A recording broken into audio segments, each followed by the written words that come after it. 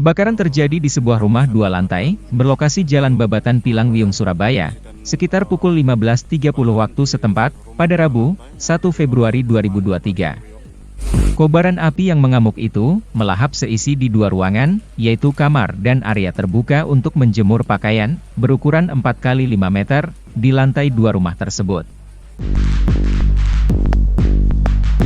Suara kayu terlumat kobaran api yang menimbulkan suara seperti patahan ranting, sontak membuyarkan keasyikan Roslina mengasuh anaknya yang berusia 10 tahun di lantai dasar.